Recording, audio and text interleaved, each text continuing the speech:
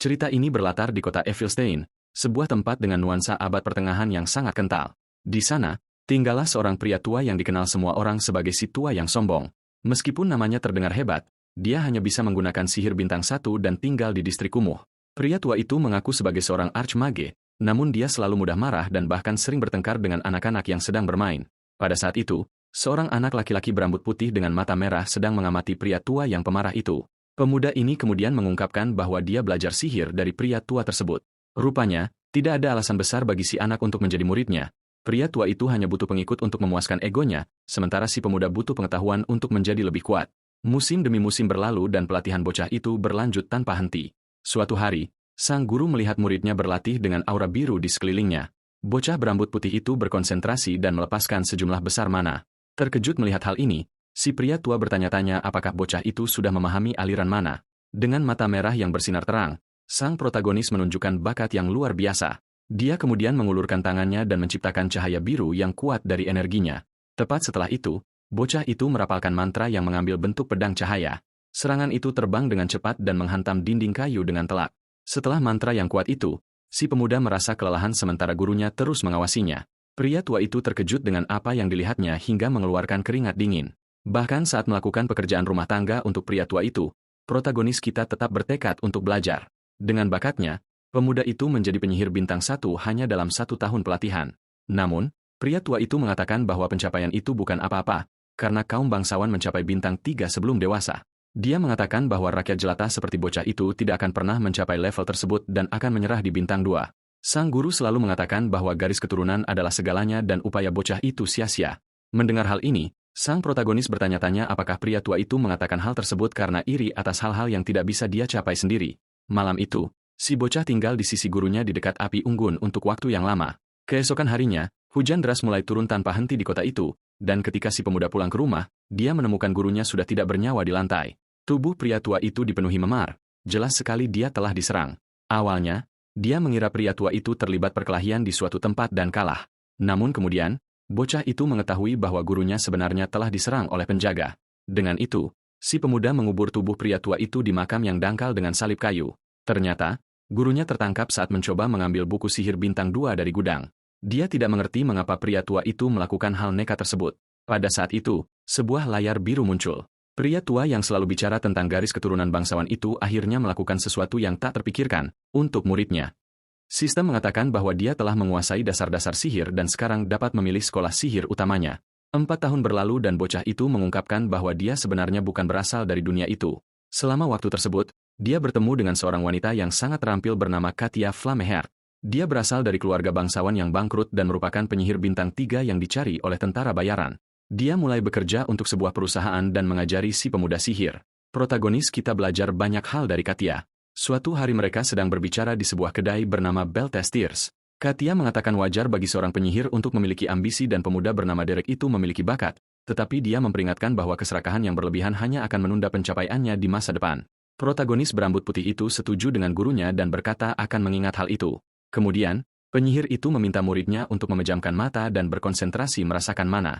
Dia menginstruksikannya untuk merasakan asal dan aliran energi tersebut serta memanifestasikan apapun yang dia bayangkan. Dengan itu, si bocah mematuhi gurunya dan melepaskan aura biru yang kuat dari tubuhnya. Sang guru menyadari bahwa dia memiliki jumlah mana yang tidak masuk akal dan kontrol yang sangat stabil. Pada saat itu, mata bocah itu bersinar dengan warna ungu saat energi mengalir. Wanita itu terkesan dengan jumlah kekuatan yang dilepaskan sekaligus. Tiba-tiba, sebuah ledakan besar terjadi di luar kedai, mengejutkan semua orang. Orang-orang di dalam panik dan bertanya-tanya apa yang terjadi. Bocah itu juga kaget dengan keributan tersebut dan melihat tangannya, tidak mengerti apa-apa. Melihat hal ini, gurunya dengan cepat meraih tangannya untuk mencoba menenangkannya. Dia kemudian memberitahu pemuda itu untuk tidak mengatakan apa-apa dan hanya mengikutinya keluar dari tempat itu. Di luar, beberapa penjaga berkumpul karena mereka mendengar ledakan keras yang berasal dari sana. Sang penyihir kemudian menuntun muridnya melalui gang untuk menghindari pertemuan dengan tentara kota. Pemuda itu terus mengikuti wanita itu, masih tidak mengerti apa yang baru saja terjadi. Pada saat itu, dia berhenti dan menyuruh bocah itu untuk mendengarkan baik-baik apa yang akan dia katakan. Bocah itu setuju dan menunggu dengan penuh perhatian. Wanita itu menjelaskan bahwa kaum bangsawan sangat sensitif tentang hak istimewa mereka, dan sihir adalah hak istimewa yang terbesar. Dia melanjutkan dengan mengatakan bahwa kekuatan bawaan adalah berkah hanya untuk kaum bangsawan, dan segelintir rakyat jelata yang mencapai level itu mendedikasikan seluruh hidup mereka untuk itu. Dengan itu, sang penyihir mengungkapkan bahwa Derek telah menggunakan mantra ilusi bintang 2 yang disebut Auditory Hallucination, halusinasi pendengaran. Jadi pada usia 14 tahun, dia menjadi penyihir bintang 2 dan sistem mengonfirmasi keterampilan barunya. Setelah itu, Katia terus mengajarinya berbagai mantra dan bercerita tentang masyarakat kelas atas. Setahun berlalu dan wanita itu harus pergi, meninggalkan si pemuda sendirian. Rupanya, keluarga Count Elvester telah menunjuknya sebagai guru privat. Ini adalah tawaran yang tidak mungkin ditolak oleh sang penyihir. Menjadi guru sihir untuk keluarga bangsawan sekaliber itu adalah berkah bagi siapapun. Sebagai hadiah perpisahan, dia meninggalkan buku sihir bintang 2 untuk bocah itu. Protagonis kemudian mengambil buku pemberian gurunya dan mulai belajar sendiri. Setahun kemudian, dia mempelajari 2 mantra bintang 2 lagi secara mandiri. Dengan tatapan penuh tekad, pemuda itu menunjukkan bahwa dia tidak akan berhenti di situ. Pada usia 16 tahun, dia tidak memiliki niat untuk berhenti, dan seorang pria memanggilnya di kedai. Pria itu bertanya pekerjaan seperti apa yang dia cari. Dia kemudian mengungkapkan bahwa ada permintaan dari keluarga Grand Duke Duplain.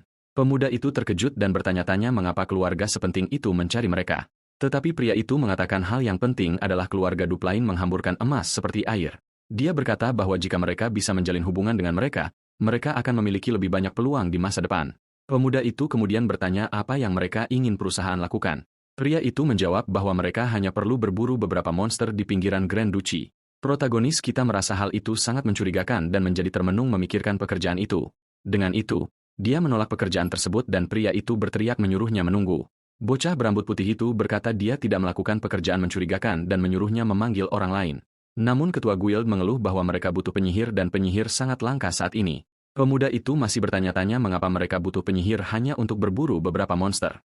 Bocah berambut putih itu kemudian berbalik, merasa terganggu oleh desakan bosnya. Untuk meyakinkannya, pria itu menawarkan koin emas sebagai pembayaran awal. Setelah melihat uang itu, si pemuda tampak mempertimbangkan kembali lamaran bosnya. Pada saat itu, seorang pria terhormat dengan monokel dan kumis muncul di tempat kejadian. Bersamanya ada 2 wanita, satu yang lebih tua dan satu lagi mengenakan tudung. Ketua guild kemudian memperkenalkan bocah itu kepada klien barunya. Namun pria tua, bermonokel, itu berkata bahwa seorang anak yang bahkan belum menjalani upacara kedewasaan tidaklah berguna. Sang bos mencoba membela si pemuda, mengatakan bahwa dia adalah penyihir paling terampil yang dia kenal. Mengabaikan pria itu, si pria tua berkata bahwa mereka harus pergi karena dia tidak akan mempercayakan misi tersebut kepada seorang anak kecil. Dengan itu, para klien berbalik dan mulai berjalan menuju pintu keluar kedai. Namun, wanita berkerudung itu tampaknya punya rencana lain dan menoleh ke belakang. Ia kemudian mendekati bocah penggembala berambut putih itu dan mengajaknya mengobrol. Mereka kemudian berangkat ke Grand Duchy of Duplain untuk memulai misi. Di sana, pemuda itu mulai menghadapi para goblin menggunakan sihirnya yang kuat. Dengan mata merah yang bersinar, ia menunjukkan tekadnya dalam pertempuran. Ia mengalahkan monster-monster itu dengan mudah dan tanpa rasa ampun. Salah satu goblin mencoba menyerang bocah itu dari belakang dengan kapak darurat, tetapi serangan makhluk hijau itu bukan tandingan kecepatan sang pemuda. Dengan tatapan dingin, sang protagonis menghabisi monster terakhir dari gerombolan tersebut. Setelah itu, ia menggunakan mantra listrik untuk membereskan mayat-mayat monster itu. Setelah semuanya selesai, pemuda itu memberitahu petugas bahwa pekerjaan telah beres. Pria tua dan wanita itu mengamati kejadian tersebut tanpa menunjukkan banyak rasa terkejut. Gadis berkerudung itu kemudian berkomentar bahwa dia menangani mereka semua dengan sangat cepat.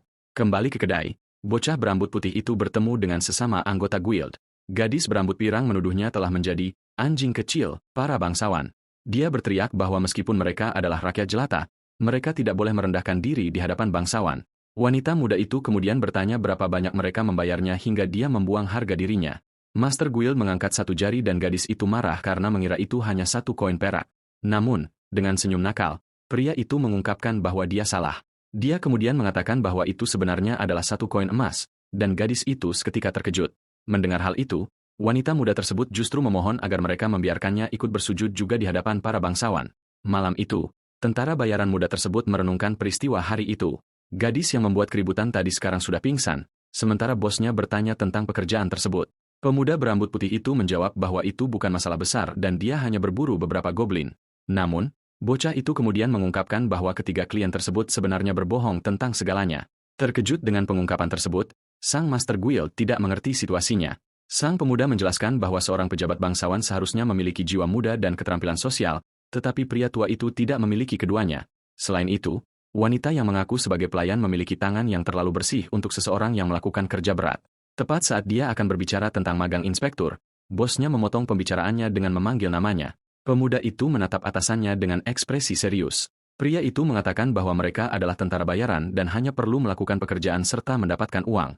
Meski curiga, bocah itu setuju dengan kata-kata bosnya dan menerima situasi tersebut. Bosnya mengakhiri dengan mengatakan bahwa di alam liar hanya kelangsungan hidup yang penting, dan sisanya tidak berharga. Keesokan harinya, mereka kembali ke Grand Duchy of Dupline untuk menyelesaikan pekerjaan.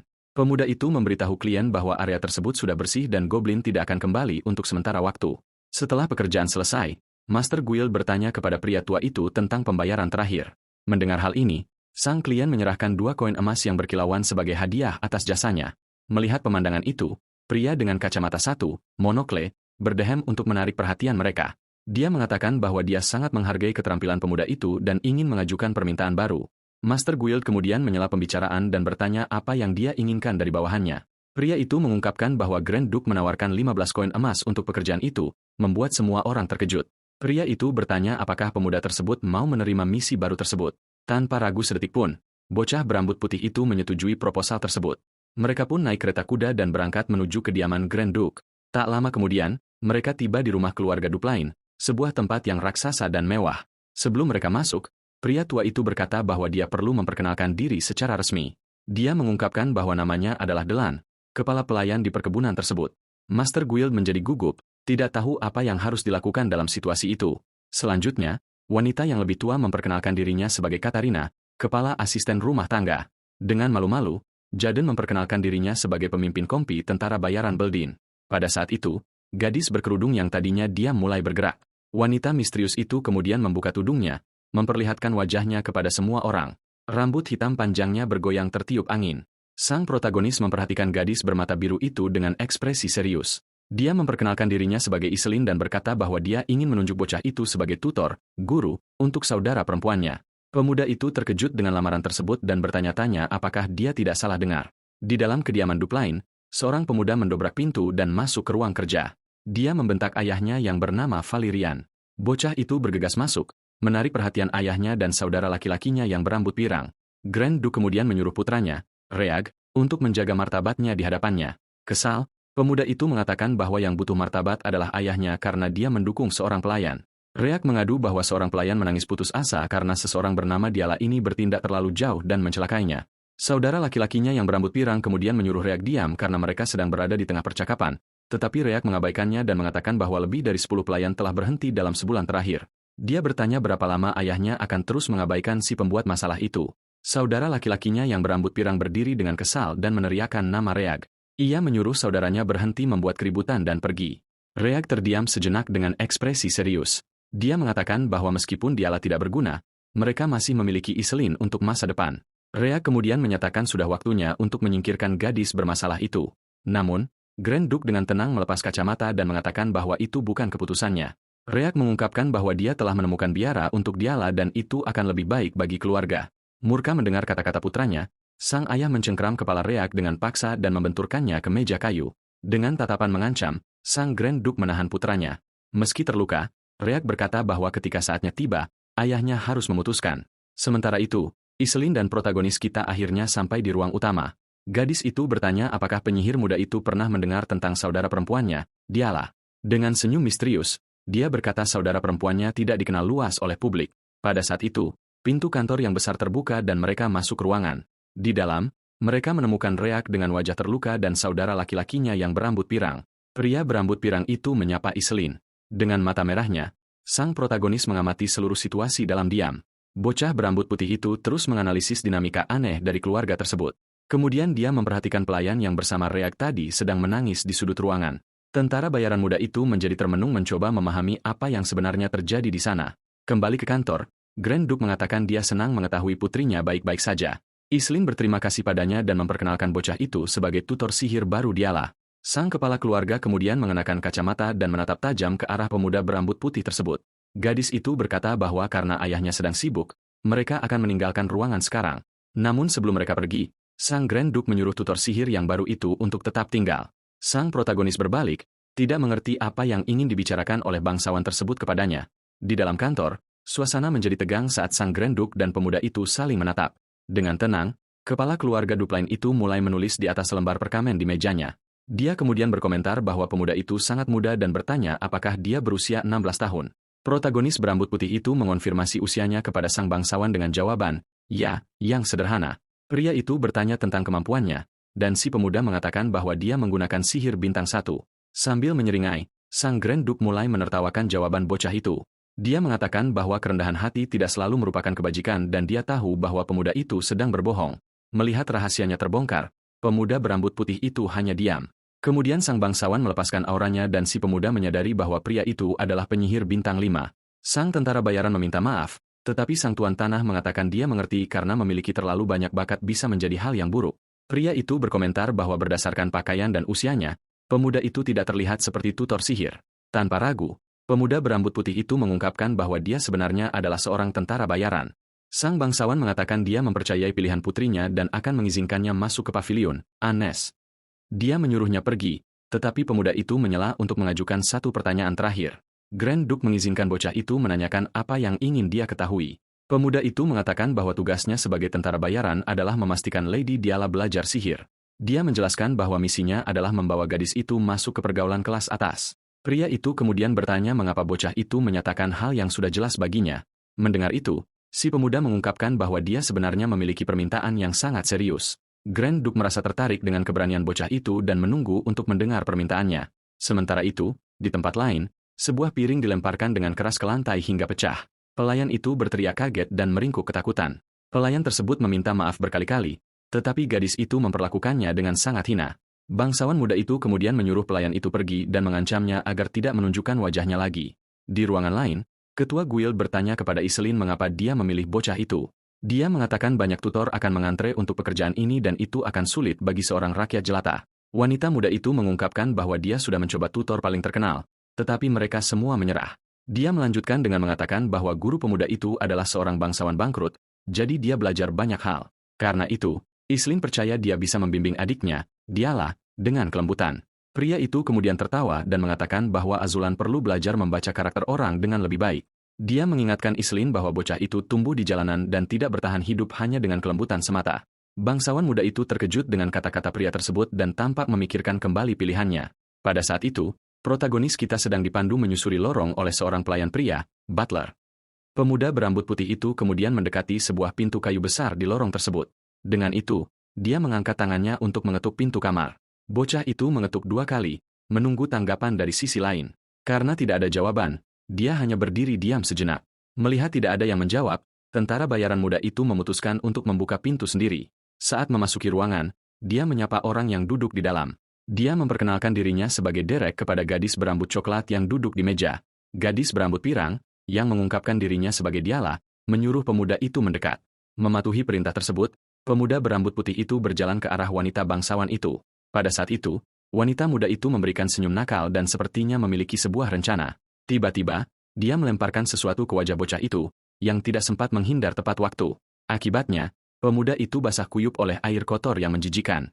Gadis itu mulai tertawa dan berkata dia mengira tikus got baru saja masuk. Dia mempermalukannya, mengatakan bahwa jika dipikir-pikir lagi, dia benar-benar terlihat seperti tikus got. Bangsawan muda itu kemudian mengambil kursi terdekat untuk dijadikan tumpuan.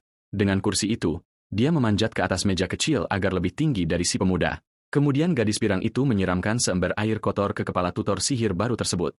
Tentara bayaran itu hanya berdiri diam saat air mengalir di wajahnya.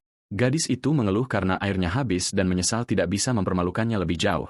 Namun pemuda itu mengangkat kepalanya dan menatapnya dengan tatapan dingin dan menakutkan. Melihat ekspresi itu, si gadis terkejut dan tidak bisa berkata-kata sejenak. Karena kesal, dia mencoba menendangnya, tetapi si pemuda menangkap kakinya dengan erat. Pemuda itu kemudian berlutut di depan wanita bangsawan tersebut, masih memegang kakinya dengan kuat. Gadis itu marah karena disentuh dan menghina tentara bayaran berambut putih itu. Dia kemudian menutup hidungnya dan mengeluh bahwa pemuda itu bau karena air kotor tersebut. Meskipun dipermalukan, pemuda itu terus menatap wanita bangsawan itu tanpa menunjukkan emosi apapun. Gadis itu kemudian bersandar di meja dan bersiap untuk melanjutkan penghinaan tersebut. Wanita bangsawan itu terus menghinanya dan menyuruh sang tikus got untuk tahu diri. Kita kemudian kembali ke percakapan pemuda itu dengan Grand Duke di kantornya. Kepala keluarga Dupline sedang menatap keluar jendela sambil memikirkan situasinya. Dengan ekspresi serius, pria yang lebih tua itu mendengarkan kata-kata sang tentara bayaran. Bocah itu mengatakan bahwa masalah dialah bukanlah masalah sederhana dan mengajukan permintaan kepada sang tuan tanah dengan mata merahnya. Dia bertanya seberapa besar wewenang yang akan diberikan bangsawan itu kepadanya. Grand Duke kemudian menatap pemuda berambut putih itu, menganalisis permintaannya yang berani. Kembali ke masa sekarang, wajah gadis pirang itu memerah, dan dia sangat terkejut. Rupanya, pemuda itu kehilangan kesabaran dan memberikan pukulan, keras kepada wanita bangsawan yang manja itu. Dia kemudian menatapnya dengan ekspresi dingin tanpa penyesalan. Terkejut, gadis itu memegang wajahnya, tidak percaya dengan apa yang baru saja terjadi. Dengan mata merah yang menyala, sang tentara bayaran menyuruh wanita muda itu untuk bangun. Pada saat itu, dia teringat percakapan 3 tahun lalu dengan gurunya. Saat itu, dia bertanya kepada Katia apa yang harus dilakukan terhadap murid yang sangat keras kepala. Sang penyihir menjawab bahwa dia akan mencoba memahami dan merangkul murid seperti itu. Namun si pemuda menganggap jawaban itu terlalu idealis dan bertanya tentang kasus terburuk. Sang guru menjelaskan bahwa jika komunikasi gagal, diperlukan titik awal yang berbeda. Dengan tatapan serius, sang guru mengungkapkan bahwa metodenya adalah dengan menggunakan rasa takut demi keuntunganmu. Kembali ke ruangan, dialah masih berada di lantai, benar-benar ketakutan dengan tindakan pemuda itu. Pemuda itu kemudian menyuruhnya untuk memperlakukan orang lain dengan hormat dan menyuruhnya bangun sekarang juga. Bangsawan manja itu kemudian mendorong dirinya sendiri dari lantai untuk mencoba berdiri setelah pelajaran tersebut. Penuh amarah, dia menyerang tentara bayaran muda itu untuk mencoba membalas. Gadis itu berteriak bahwa rakyat jelata sepertinya tidak punya hak untuk menyentuh wanita bangsawan. Namun bocah itu benar-benar kehilangan kesabaran dan memberinya tepukan lagi untuk mendiamkannya. Dia kemudian berkata bahwa dia tidak akan mengulangi perkataannya 2 kali. Dengan senyum yang menakutkan, wanita bangsawan itu sepertinya tidak mengerti apa yang dia katakan. Jadi, dia berteriak memanggil kepala pelayan dan menuduh pemuda itu melukai seorang wanita bangsawan. Mendengar hal ini, kepala pelayan dan para pelayan datang berlari dan bertanya apakah dia baik-baik saja. Pria tua itu memarahi si pemuda dan mengatakan bahwa Grand Duke akan mengetahui apa yang dia lakukan. Namun dengan tenang, pemuda berambut putih itu mengeluarkan sebuah perkamen yang dia simpan. Dia mengungkapkan bahwa Grand Duke memberinya wewenang penuh atas pendidikan gadis itu. Kepala pelayan mengambil dokumen tersebut dan terkejut melihat segel resmi keluarga pada kertas itu. Wanita bangsawan muda itu juga terkejut dan tidak mengerti apa yang sedang terjadi. Malam itu, kediaman Duplain tampak tenang, tetapi keributan belum berakhir. Saudara laki-laki yang berambut pirang, Valerian, berlari melewati lorong bersama Reak yang mencoba menenangkannya. Dia kemudian mendobrak masuk ke salah satu ruangan, berteriak dan memanggil tentara bayaran yang dia sewa. Di dalam ruangan, pemuda berambut putih itu sedang membaca buku di tempat tidur dengan tenang. Valerian berteriak, bertanya beraninya dia menyentuh dialah, tetapi Reak menahannya dengan paksa.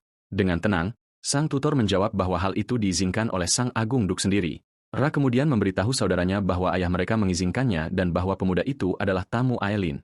Valerian kemudian menyuruh pemuda itu ikut dengannya dan menyuruh Erie untuk tidak ikut campur. Saudara berambut gelap itu berkata bahwa dialah butuh pelajaran dan Valerian tidak akan bertindak berlebihan. Mendengar ini, sang protagonis memperhatikan kedua bersaudara itu dengan ekspresi serius. Reak bertanya-tanya mengapa saudara pirangnya itu begitu melindungi gadis yang tidak punya harapan tersebut. Di sebuah ruangan gelap, beberapa boneka tua tergeletak di lantai dekat pintu. Valerian mengundang pemuda itu masuk ke kamar lama adiknya, dialah. Ia menjelaskan bahwa ini adalah kamarnya di rumah utama yang tidak tersentuh sejak lama. Sang protagonis mengamati sebuah lukisan yang belum selesai di atas papan gambar. Sang bangsawan mengungkapkan bahwa adiknya sangat suka menggambar, namun ia tidak pernah menyelesaikan satupun lukisannya dan selalu menyisakan ruang kosong. Valerian meminta maaf karena sempat emosi sebelumnya. Sang tentara bayaran bertanya mengapa ia dibawa ke ruangan penuh lukisan itu. Valerian ingin menunjukkan bahwa dialah tidak pantas dipandang rendah. Ia mengatakan dialah menjadi terobsesi dengan garis keturunannya hingga akhirnya dikirim ke paviliun tambahan. Kini, Valerian ingin mencegahnya dikirim ke biara. Tiba-tiba, protagonis menyadari sesuatu di dalam buku-buku dialah. Berdasarkan catatan di pinggir halaman, gadis itu belum sepenuhnya menyerah pada sihir. Ia menyadari bahwa itu adalah buku dari sekolah regulasi dan mulai menyusun sebuah rencana. Setelah mengamati lukisan pemandangan di sana, ia mengambil salah satu buku teori dan membuat keputusan. Malam itu, paviliun tambahan terasa sunyi dan gelap. Dialah sedang tidur nyenyak ketika tiba-tiba seember air dingin diguyurkan ke wajahnya. Gadis itu terbangun sambil berteriak histeris. Sang tutor bertanya dengan tatapan dingin apakah dia serius ingin tidur. Dengan kesal, dialah bertanya apakah tentara bayaran itu sudah gila. Pemuda itu menyeretnya keluar rumah di bawah cahaya bulan yang terang. Ia membawa dialah ke tempat terpencil dan melemparkannya ke tanah. Dengan senyum licik, sang tutor mengungkapkan sebuah fakta menarik. Ia tidak akan mengajarinya sihir. Ia mengaku hanya menikmati menyiksa kaum bangsawan dan bahwa menjadi tutor hanyalah kedok bagi rencana jahatnya.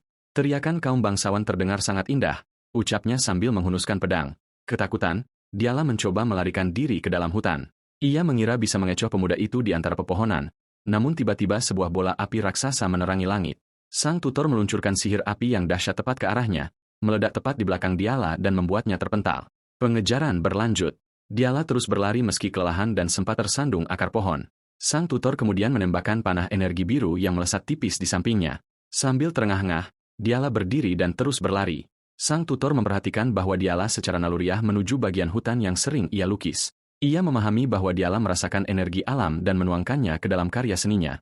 Mata merah sang tutor bersinar, menyadari potensi tersembunyi gadis itu. Putus asa, Diala mencoba melawan dengan melemparkan batu, namun sang pemuda membelah batu itu dengan pedangnya dengan sangat mudah. Diala akhirnya jatuh terduduk, kehabisan tenaga. Sang tutor menodongkan pedangnya dan bertanya apakah ia memiliki kata-kata terakhir. Namun, yang mengejutkan, Diala justru tersenyum dan tampak tidak lagi peduli dengan ancaman tersebut. Dia menantang pria itu dan berkata bahwa dia tidak akan merendahkan dirinya seperti yang dilakukan rakyat jelata dalam situasi tersebut. Sang tentara bayaran kemudian bertanya mengapa dia begitu terobsesi dengan garis keturunan bangsawannya. Gadis berambut pirang itu hanya menundukkan kepalanya dalam diam sejenak.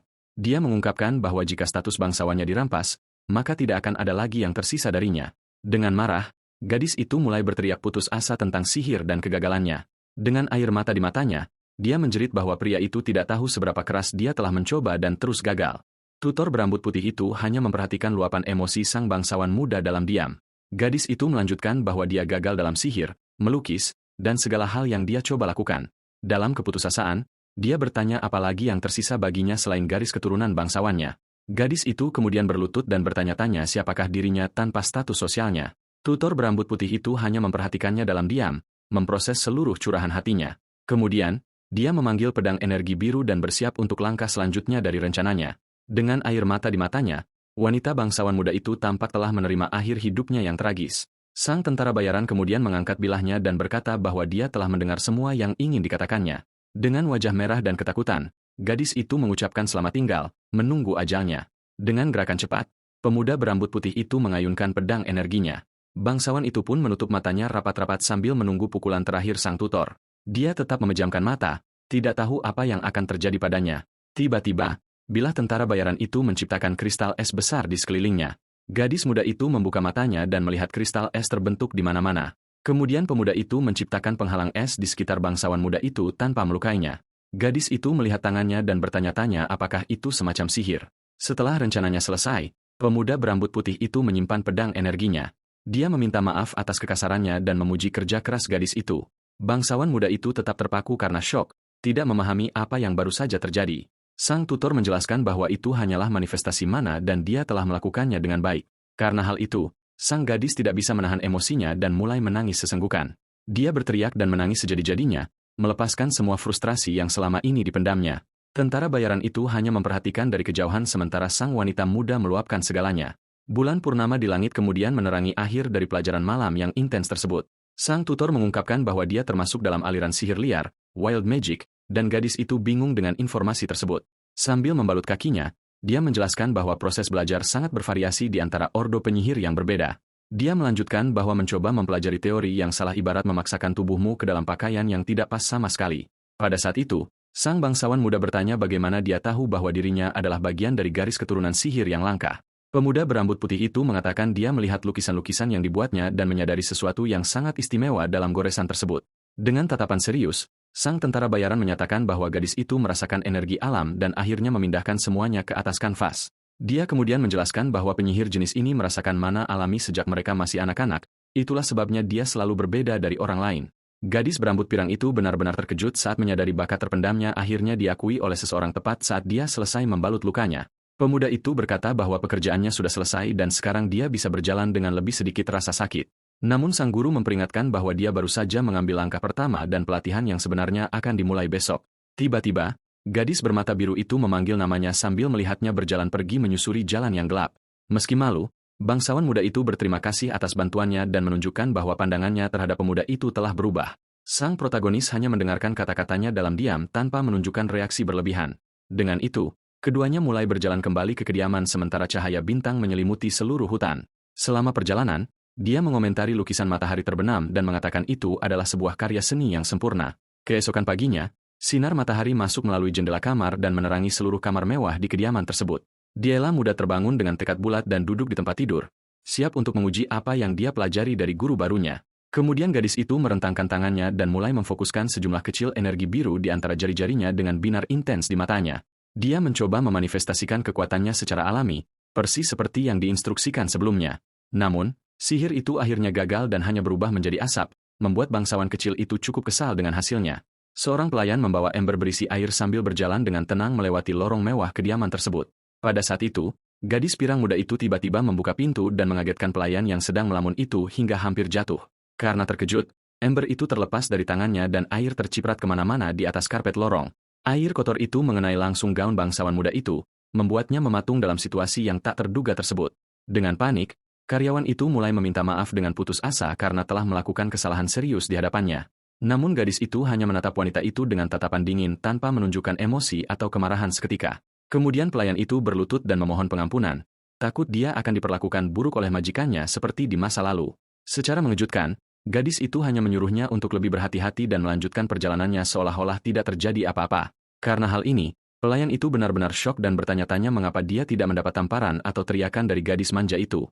Saat rekan-rekan lainnya mendekat dengan rasa ingin tahu, mereka mencoba memahami apa yang berubah dari perilaku aneh nona muda mereka. Di ruangan lain, tutor berambut putih itu sedang tidur dengan nyenyak, menikmati momen istirahatnya yang langka. Tiba-tiba, ketukan pintu yang keras membangunkan pemuda itu yang mengeluh tentang kebisingan neraka sepagi ini di hari liburnya.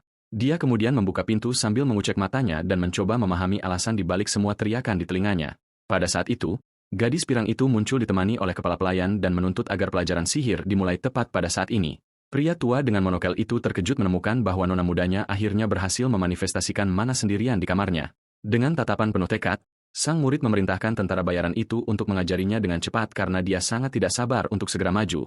Namun pemuda itu hanya menutup pintu di depan wajah mereka dan menyuruh mereka kembali sore nanti karena dia ingin tidur. Melihat hal ini, kepala pelayan itu mulai menangis bahagia, melihat bahwa majikannya akhirnya memutuskan untuk menjalani studinya dengan serius. Kesal karena diabaikan, gadis itu mulai menggedor kayu pintu dan berteriak agar orang itu segera membukanya sekarang juga. Meski ada keributan besar di luar, pemuda berambut putih itu kembali ke tempat tidur dan memutuskan untuk mengabaikan bocah nakal itu.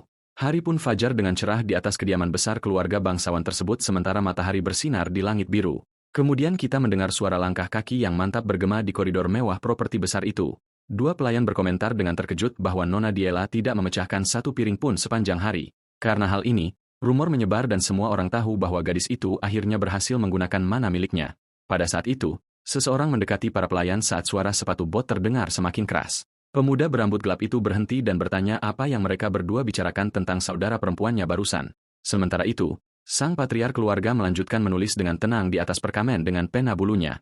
Di kantor, sang tuan menerima anak-anaknya untuk mendiskusikan berita tentang kemajuan sihir putri kecilnya. Sang Grand Duke menyatakan bahwa itu adalah berita yang luar biasa dan tampak puas dengan kemajuan putrinya. Namun pemuda bermata hijau itu mengatakan bahwa masih terlalu dini untuk merayakan pencapaian sesederhana itu.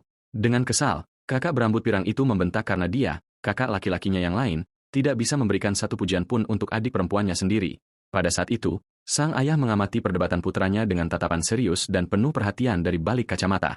Ia teringat bahwa gadis itu telah menyebabkan banyak masalah di masa lalu dan mereka tidak boleh membatalkan perjalanannya ke biara. Pemimpin rumah tangga itu melanjutkan tugasnya dalam diam sambil menimbang masa depan anak bermasalah tersebut. Waktu berlalu dan matahari tetap terik, menyinari setiap sudut kerajaan abad pertengahan yang luas itu.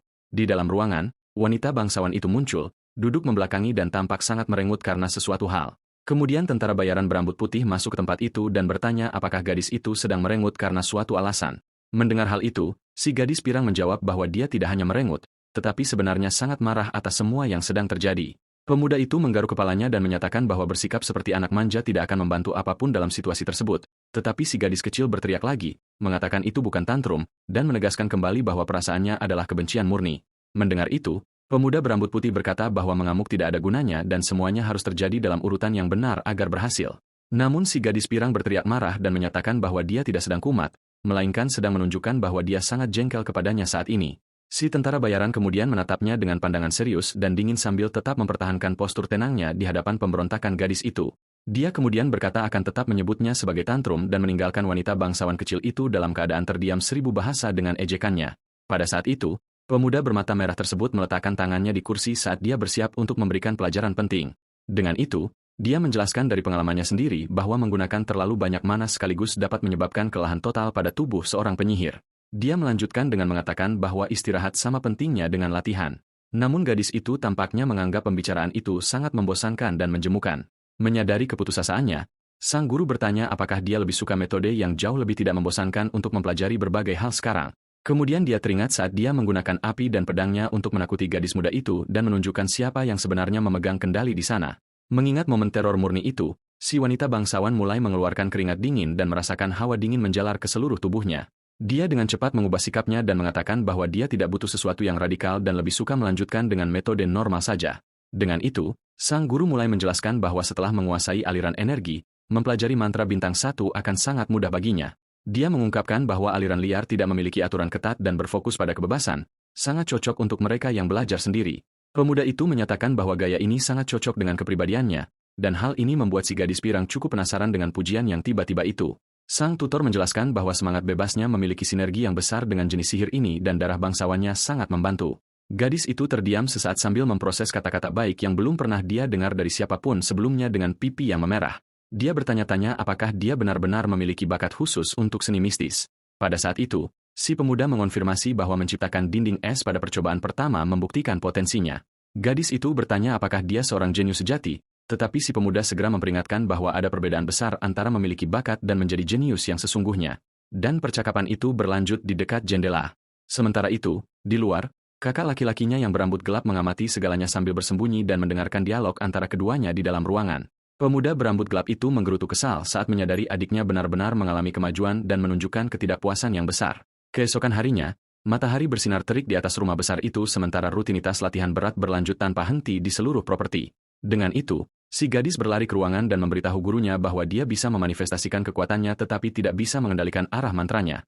Tak lama kemudian, dia menyela gurunya saat sedang makan dan mengeluh bahwa dia mencoba menggunakan elemen es, tetapi sensasinya sangat aneh dan berbeda dari yang diharapkan. Di hari lain, wanita bangsawan kecil itu terus mengejar sang tutor melalui koridor dan berteriak bahwa dia merasakan energi mengalir, tetapi dengan cara yang benar-benar salah. Saat matahari terbenam, si gadis pirang akhirnya menemukan tentara bayaran itu sedang beristirahat di dekat pohon dan bertanya apa yang dia lakukan di sana sendirian. Dengan kesal, gadis itu mengeluh bahwa dia seharusnya berada di dekat pavilion dan bertanya apakah pemuda itu mengira ayahnya memberinya buku hanya agar dia bisa bermalas-malasan. Dengan sangat tenang, pemuda berambut putih itu menjawab bahwa Grand Duke meminjamkannya materi justru agar dia bisa belajar dengan tenang. Namun gadis itu mengabaikan jawaban tersebut dan menyatakan bahwa dia akhirnya berhasil membuat aliran tersebut bekerja dan memintanya untuk memeriksa hasilnya dengan cepat. Sementara itu, kakak laki-laki berambut pirang bernama Valerian mengamati pemandangan dari jendela kantornya dan tampak sedang merenungkan arah keluarga tersebut. Pada saat itu, pintu terbuka dan tutor berambut putih masuk ruangan, menjawab panggilan mendesak dari calon patriark rumah bangsawan tersebut. Bangsawan itu menyapa tamunya dan memintanya untuk duduk karena mereka berdua perlu membicarakan hal yang sangat serius tentang kejadian baru-baru ini. Duduk berhadapan, pria pirang itu bertanya bagaimana kinerja adiknya dan menunjukkan kekhawatiran besar terhadap perilaku gadis kecil itu. Dengan jujur, sang protagonis menyatakan bahwa dia telah berkembang cukup pesat, tetapi masih butuh waktu lama sampai dia bisa menguasai mantra dasar. Mendengar hal ini, kakak laki-laki itu mengungkapkan bahwa ibu mereka akan segera kembali dari perjalanan dan memperingatkan bahwa suasana di Menshan akan berubah drastis. Dia memperingatkan bahwa sang matriark adalah orang yang sulit dan banyak bangsawan tidak menerima melihat orang biasa menempati posisi penting di kediaman tersebut. Dengan tatapan penuh perhatian, sang tentara bayaran berkata bahwa dia akan mengingat peringatan penting ini dan bertanya apakah ada hal lain yang ingin dikatakan oleh pria pirang itu. Calon patriark itu terdiam sesaat sambil tampak memilih kata-kata yang tepat untuk menyimpulkan pemikirannya. Dia kemudian berdiri dan menjelaskan bahwa misinya sebagai penerus adalah untuk melindungi semua anggota keluarga dan selalu tulus kepada mereka masing-masing. Namun pria pirang itu menghela napas dan berkomentar bahwa memahami hati manusia adalah tugas yang sangat kompleks dan kenyataan tidak pernah sesederhana kelihatannya. Pemuda berambut putih itu bertanya apa maksud sang bangsawan dengan semua pembicaraan aneh itu. Pada saat itu, sang kakak pirang mengangkat tinjunya dan tampak sangat emosional mengingat masa lalu keluarga. Dia mengungkapkan dengan kesedihan besar bahwa Dala kecil tidak lagi mau bermain dengannya seperti dulu. Sang tentara bayaran memperhatikan drama pria itu dengan ekspresi seseorang yang tidak mengerti apa yang sedang terjadi. Pria pirang itu melanjutkan ceritanya, mengatakan bahwa adiknya seperti malaikat yang sempurna ketika mereka berdua masih anak-anak. Saat sang bangsawan melakukan adegan dramatisnya, sang protagonis hanya meminum tehnya dengan tenang, tidak peduli dengan tangisannya. Kemudian sang ahli waris bertanya apakah ada cara baginya untuk memenangkan kembali kasih sayang gadis kecil itu, tetapi sang tutor mempertanyakan mengapa dia dikonsultasikan tentang masalah pribadi dan aneh seperti itu. Tiba-tiba, suara gadis itu bergema di seluruh Menshan saat dia berteriak, mencari guru sihirnya dengan putus asa. Pria itu mengabaikan pertanyaan sebelumnya dan menunjukkan bahwa dia belajar membuat boneka buatan tangan dengan salah satu pelayan rumah. Dia memamerkan mainan yang tampak sangat menyeramkan dan bertanya apa pendapat pemuda itu tentang karya seni aneh tersebut. Melihat objek aneh itu, sang protagonis bertanya apakah sang bangsawan mencoba merapalkan kutukan pada seseorang. Sekarang, kesal dengan tanggapan tersebut, pria pirang itu mulai menangis dan menjadi sangat sensitif terhadap kritik tajam sang tentara bayaran.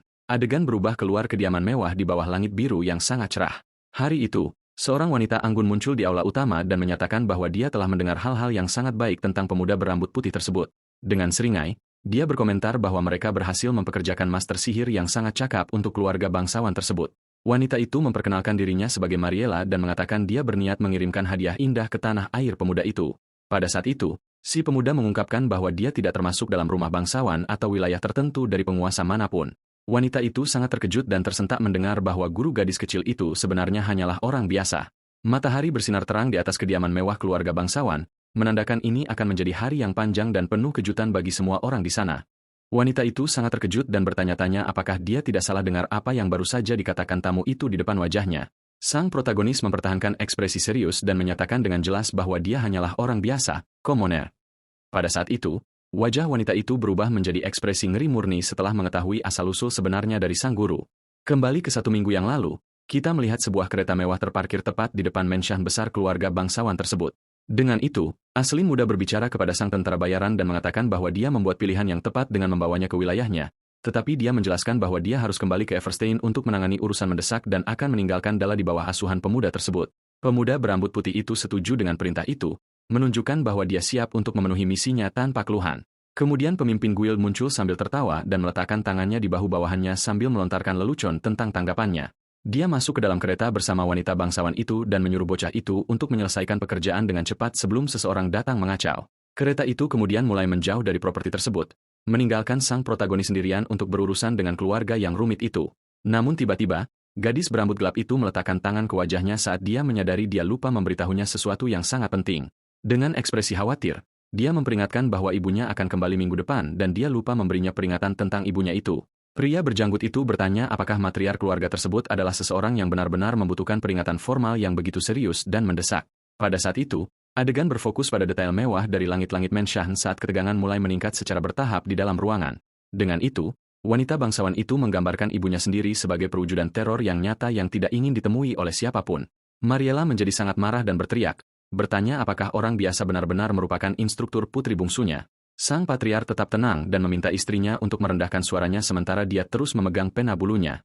Namun wanita itu terus berteriak putus asa, mengatakan bahwa gadis pirang kecil itu adalah putri yang paling berharga dari seluruh garis keturunan bangsawan tersebut.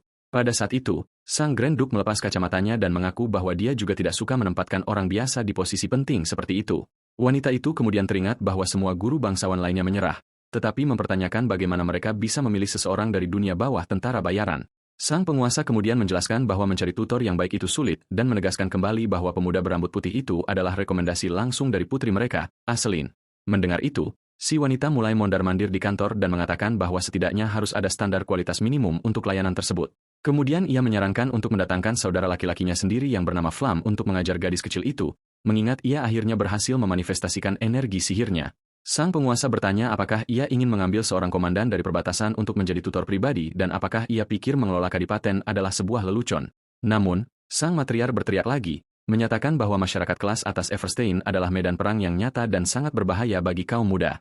Dengan itu, ia menunjuk jari dan berkata bahwa ia tidak ingin melihat putrinya menjadi bahan tertawaan di pesta grand debutan karena guru yang tidak dikenal.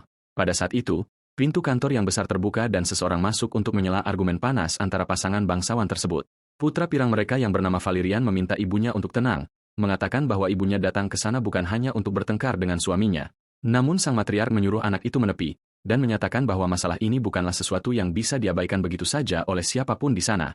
Kemudian saudara laki-laki lainnya yang bernama Reak mempertanyakan apakah masalah sebenarnya bukan terletak pada apakah rakyat jelata itu memiliki bakat untuk menjadi instruktur dialah.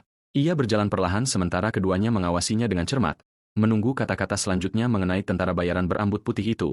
Pemuda berambut gelap itu berkata bahwa memiliki rakyat jelata sebagai tutor memang aneh, tetapi jika ia memiliki keterampilan yang diperlukan, itu tidak akan menjadi masalah besar. Dengan itu, pemuda tersebut meminta ayahnya untuk membiarkannya menguji tentara bayaran itu secara pribadi dan menyarankan agar mereka berhadapan dalam duel sihir.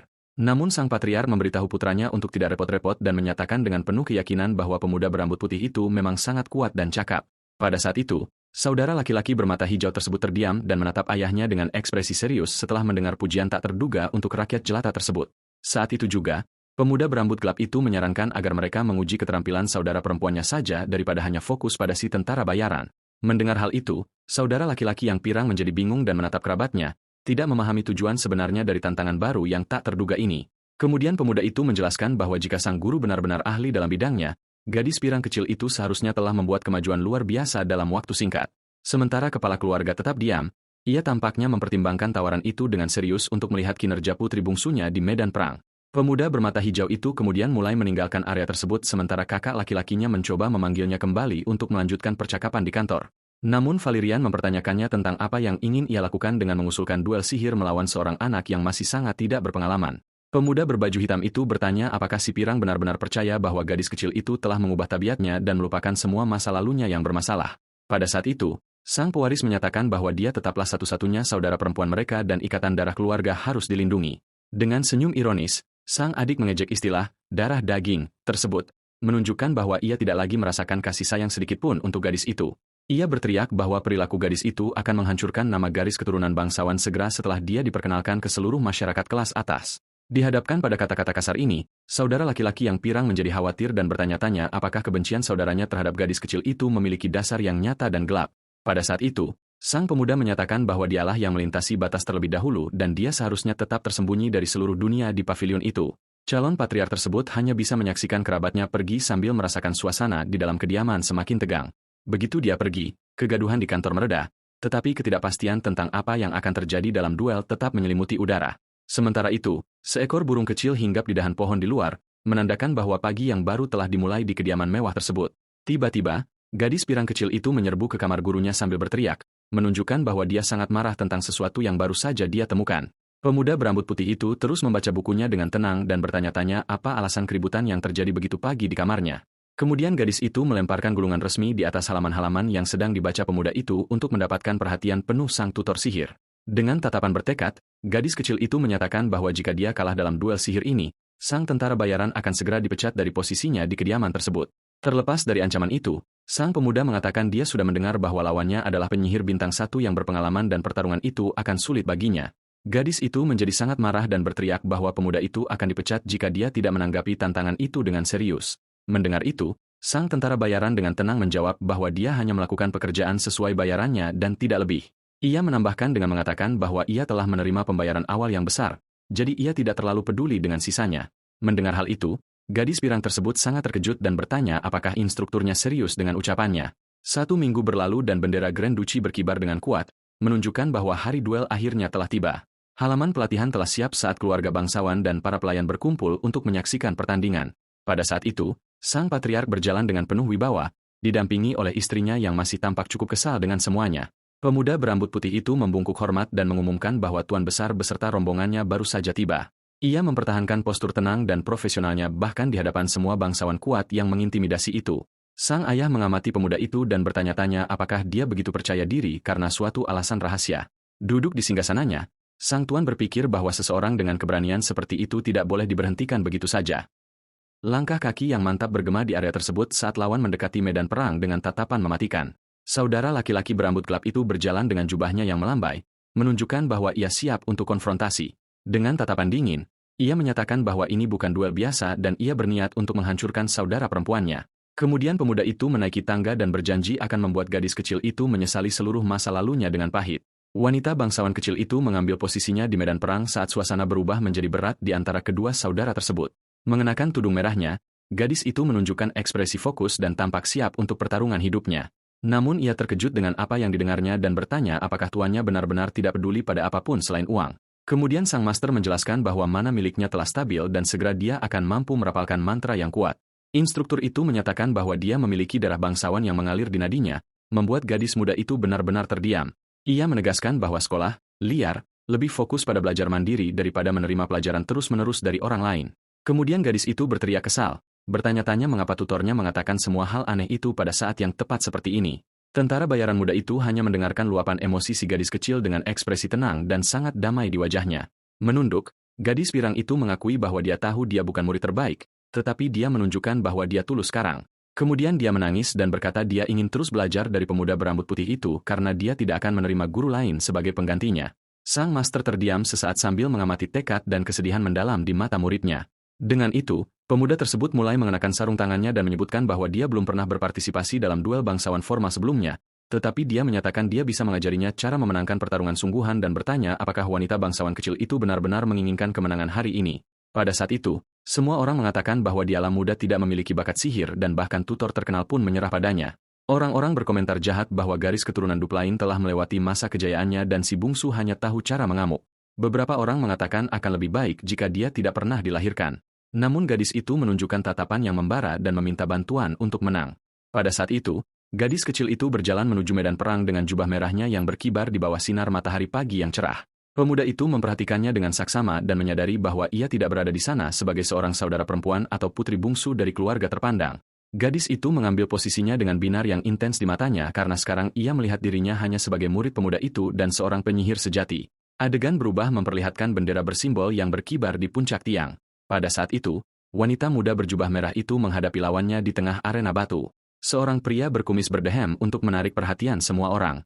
Kemudian ia menjelaskan bahwa duel tersebut akan menggunakan aturan tingkat lanjut dan siapapun yang mengaktifkan perlindungannya terlebih dahulu akan kalah. Dengan itu, lawan berambut gelap itu menatap gadis itu dengan tatapan yang mantap dan sangat serius. Namun, si kecil berkerudung itu tidak terintimidasi dan menunjukkan bahwa ia siap untuk memulai pertarungan. Item sihir yang menjamin keselamatan petarung itu bersinar saat melayang di udara. Menyaksikan dari kejauhan, pemuda berambut putih itu memikirkan batas waktu 10 menit dan bagaimana para bangsawan menghabiskan uang mereka. Pada saat itu, si penduel mulai merapalkan mantra kuat yang membuat angin bertiup kencang. Dampak dari energi tersebut mulai menggoyangkan pakaian gadis berambut pirang itu, tetapi ia tetap berdiri kokoh di tempatnya. Dengan tangan terulur, lawannya memusatkan bola cahaya hijau yang membesar setiap detiknya. Pemuda, lawannya, itu berkata dia minta maaf, tetapi dia harus memulangkannya sekarang juga, lalu melepaskan serangan yang menghancurkan.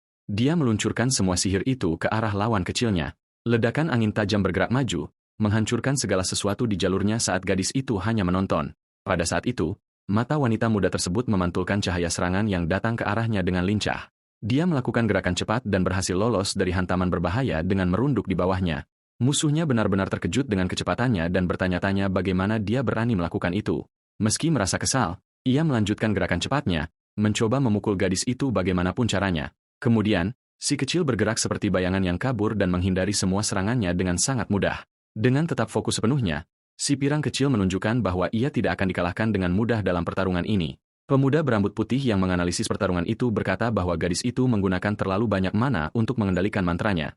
Sementara itu, ledakan angin menghantam penghalang es, yang hancur saat terkena benturan.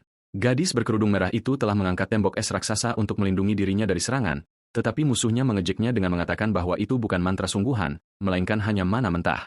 Dengan itu, ia menyiapkan serangan lain yang lebih kuat, menyatakan bahwa trik murahan bisa dihancurkan. Kemudian pemuda itu menantang si pirang kecil untuk mencoba dan menghentikan serangan baru yang datang dengan kekuatan penuh ini. Si kecil tetap berada di balik penghalang esnya saat bola-bola energi terbang ke arahnya. Pada saat ini, kita melihat ingatan tentang pemuda berambut putih yang berbicara dengan gadis itu. Dia menjelaskan bahwa tentara bayaran tidak peduli dengan kehormatan dan satu-satunya tujuan mereka adalah kemenangan. Wanita muda itu tampak khawatir dan berpikir bahwa orang-orang mungkin tidak menyukainya meskipun dia memenangkan pertarungan. Pemuda itu bertanya apakah dia baik-baik saja dengan hal itu selama dia bisa mencapai tujuan akhirnya. Namun, gadis pirang itu berteriak dengan segenap kekuatannya, menunjukkan bahwa dia bertekad untuk melakukan apapun yang diperlukan. Kembali ke masa sekarang, gadis itu menghadapi lawannya dengan tatapan dingin dan sangat bertekad. Dengan lincah, dia berlari di sepanjang dinding esnya, menghindari serangan musuh. Kemudian dia menoleh ke belakang dan narasi menjelaskan bahwa ada tentara bayaran yang selalu menang. Narasi berlanjut mengatakan bahwa orang-orang ini tidak berduel, mereka bertarung untuk menang. Lawannya terkejut melihat si kecil bergerak dengan cara yang tidak terduga. Menggunakan sihirnya, gadis itu meluncur di tanah dan narasi menjelaskan tentang penggunaan medan untuk keuntunganmu. Dengan cara ini, dia menggunakan segala cara yang diperlukan untuk mencapai kemenangan dalam pertempuran. Memanfaatkan gangguan musuh, dia melemparkan pecahan es, mengenainya dengan telak. Dengan tatapan geram, gadis berjubah merah itu memusatkan sihirnya untuk langkah selanjutnya. Namun lawannya tersenyum percaya diri dan menyatakan bahwa ini adalah akhir perjalanan baginya. Pada saat itu, Si pirang kecil terkejut melihat serangan baru diluncurkan ke arahnya. Bilah angin melesat maju dan dia menjatuhkan diri ke tanah untuk mencoba melarikan diri dari hantaman itu. Serangan itu menghantam tanah dan menimbulkan awan debu yang menutupi seluruh pandangan arena. Menonton dari jauh, pemuda berambut putih itu tetap tenang dan terus menyaksikan duel tersebut. Seorang wanita di antara penonton menjadi panik dan meneriakkan nama gadis itu dengan tangan menutupi mulutnya. Dengan itu, dia meminta duel dihentikan karena petarung muda itu bisa terluka. Seorang pria di sampingnya menyuruhnya duduk dan mengatakan pertarungan belum berakhir. Wanita itu berargumen, mengatakan gadis itu terkena serangan, tetapi pria itu menyatakan bahwa perlindungannya tidak aktif. Pria itu melanjutkan dengan tatapan serius dan fokus pada arena, mengetahui sesuatu yang tidak dilihat orang lain. Kembali ke pemuda berambut putih, ia tetap duduk di bangku, memperhatikan semuanya dengan tenang. Ia berpikir bahwa gadis itu bahkan tidak berkedip dan bertanya-tanya apakah ini semua adalah bagian dari rencana sejak awal. Sementara itu, si penduel berjalan melewati arena mencari lawannya di tengah debu. Ia yakin serangannya mendarat dan tidak mengerti mengapa perlindungannya tidak aktif. Bingung, pemuda itu menoleh ke kiri dan ke kanan, mencoba menemukan gadis yang telah menghilang sepenuhnya. Tiba-tiba, lantai kayu di bawah kakinya mulai retak dengan cara yang aneh. Sebuah lonjakan es raksasa meletus dari lantai dan mengenainya dengan telak, melontarkannya ke udara. Akibat hantaman serangan kejutan itu, si penduel jatuh ke tanah tanpa mengerti apa yang terjadi. Ia terkejut dan menyadari bahwa gadis itu menyerang dari bawah platform arena. Lawan tersebut menatap hakim dan bertanya-tanya apakah berada di luar platform tidak berarti kekalahan. Tetapi pria dengan monokel itu hanya menggelengkan kepala. Sebagai tanggapan, pemuda itu menyadari bahwa berada di bawah tidak dihitung sebagai meninggalkan arena dan tidak ada yang menyangka trik seperti itu. Meski begitu, ia bangkit dari tanah, bertekad untuk melanjutkan pertarungan dengan cara apapun. Lebih banyak lonjakan es melesat keluar dari lantai dan ia harus menghindar agar tidak terkena lagi. Beberapa tombak es tumbuh dari platform, memaksa si penduel untuk terus bergerak terus-menerus. Ia mulai berkeringat dan menyadari sulit untuk memukulnya jika ia bahkan tidak bisa melihatnya. Melompat ke udara, ia mengeluh bahwa tidak ada etika bangsawan dalam duel ini. Melihat lubang di lantai, pemuda itu memanggil nama gadis itu dengan tatapan khawatir. Pada saat itu, si kecil berjubah merah muncul dari lubang tersebut. Menatap lawannya dari bawah, mata si pirang kecil bersinar dengan cahaya merah yang intens, menunjukkan kemarahan penuhnya. Pemuda itu mengenali tatapan itu dan ingat ketika saudaranya, Derek, melakukan hal yang sama. Dengan pemahaman baru, ia tampak lebih serius dan fokus untuk sisa pertarungan. Ia menyimpulkan bahwa strategi ini bukan miliknya, melainkan milik saudaranya, si rambut putih, yang menonton dari jauh. Penduel itu merapikan jubahnya, bersiap untuk fase pertempuran berikutnya. Dengan lincah, ia menghindari serangan es lain yang muncul tiba-tiba. Kemudian ia berkata dia akan ikut bermain dan mengikuti strategi yang mereka rencanakan. Langit biru terbuka di atas arena yang hancur. Di akhir bab, wanita di antara penonton itu terkejut dan bertanya apakah gadis itu masuk ke lubang berdebu itu. Dia meneriaki suaminya untuk menghentikan duel, tetapi suaminya mengatakan wanita muda itu tidak melanggar aturan apapun. Pria berjanggut di antara penonton menyaksikan pertarungan itu dengan tatapan penuh pemikiran dan sangat serius. Sementara itu, gadis berjubah merah bersembunyi di bawah platform yang hancur. Dengan mata tertuju, dia berkata bahwa sekarang dia bisa melihat semuanya dengan lebih jelas. Petarung kecil itu akhirnya bisa melihat aliran mana lawannya. Namun, pemuda itu mulai merapalkan mantra dan terkejut oleh gangguan tersebut.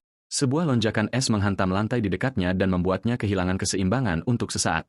Dia marah karena gadis itu menghancurkan lantai setiap kali dia mencoba merapalkan mantra dan dia tidak boleh kalah. Dengan setetes keringat yang mengalir, pemuda itu berkonsentrasi memikirkan rencana serangan baru. Dari atas, kita melihat petarung itu sendirian di arena yang hancur, di dekat bendera yang telah jatuh ke tanah. Gadis itu menyadari bahwa aliran mana telah berhenti dan curiga bahwa lawannya sedang merencanakan sesuatu. Ia bersiap-siap, berpikir akan menyerang tepat saat pemuda itu mulai merapalkan mantra berikutnya. Melihat pemandangan tersebut, sang juri terkejut dan mencoba menarik perhatian sang tuan muda di tengah arena. Pemuda itu mengejutkan semua orang dengan melompat dan berdiri seimbang di atas tiang bendera. Ia tahu dari jarak sejauh ini sang gadis tidak akan bisa bereaksi tepat waktu, namun merapalkan mantra dari sana adalah hal yang mustahil. Maka, ia memutuskan bahwa hanya ada satu cara untuk menang dan mulai memusatkan energi birunya. Ia berniat menghancurkan seluruh landasan tanpa memerlukan mantra. Sang kakak berambut putih menyaksikan adegan itu dengan tatapan serius dan sangat fokus. Tiba-tiba, ledakan energi biru terjadi. Landasan kayu mulai hancur berantakan. Kekuatan serangannya begitu besar hingga tiang bendera patah pada pangkalnya. Pemuda itu mulai jatuh bersama tiang yang tidak mampu menahan kekuatan tersebut. Seluruh arena meledak dalam kehancuran raksasa yang menimbulkan banyak debu. Dengan panik, wanita di kursi penonton meneriakkan nama pemuda itu dengan wajah penuh kekhawatiran. Di tengah kepulan asap, petarung muda itu berhasil mendarat dengan selamat di tanah. Dengan tatapan tajam, ia fokus pada satu titik spesifik di tengah kekacauan. Siluet si kecil berkerudung merah berlari dengan kecepatan tinggi menembus debu. Rage kemudian menyiapkan anak panah sihir biru dan membidiknya ke arah lawan. Dengan gerakan cepat, ia melepaskan proyektil energi tersebut yang membelah udara bagaikan kilat. Mata sang gadis memantulkan cahaya anak panah yang mendekat dengan berbahaya, namun si kecil berambut pirang itu mengulurkan tangannya dan berhasil menghentikan serangan sihir tersebut di detik terakhir. Telapak tangannya bersinar terang saat ia menahan energi itu dengan mudah. Dengan rambut yang berkibar, ia mempertahankan ekspresi serius, sepenuhnya fokus pada pertempuran. Anak panah itu berubah menjadi skop energi biru yang terang di bawah kendali sang gadis. Ia kemudian mengalihkan serangan tersebut dan mengirimnya kembali ke pemilik aslinya. Si kecil berlari tepat di belakang serangan baliknya untuk memberikan tekanan lebih pada musuh. Pemuda itu berpikir jika ia berhasil mendaratkan satu panah sihir, ia akan unggul, namun sang gadis melompat ke udara dan melayangkan tendangan kuat tepat ke dada lawan. Keduanya saling menatap dari dekat saat hantaman keras itu mendarat telak. Rage jatuh berlutut, merasakan sakit dari dampak langsung yang baru saja diterimanya. Pada saat itu, tangan sang gadis mengambil segenggam tanah dari lantai arena dengan gerakan cepat. Ia melemparkan semua tanah itu ke wajah lawannya. Tanah tersebut mengenai mata si pemuda, dan ia berteriak karena serangan yang tidak adil itu. Ia berlutut untuk membersihkan wajahnya sementara si kecil mengambil kesempatan untuk menjauh. Pemuda itu berpikir bahwa gadis itu kehabisan mana, itulah sebabnya ia menggunakan tendangan dan lemparan pasir. Ia menyadari bahwa sang gadis berjuang sejauh ini demi membuktikan kemampuannya dalam duel, maka ia memutuskan akan menghadapinya dengan segala kemampuannya, seperti layaknya seorang kakak sejati.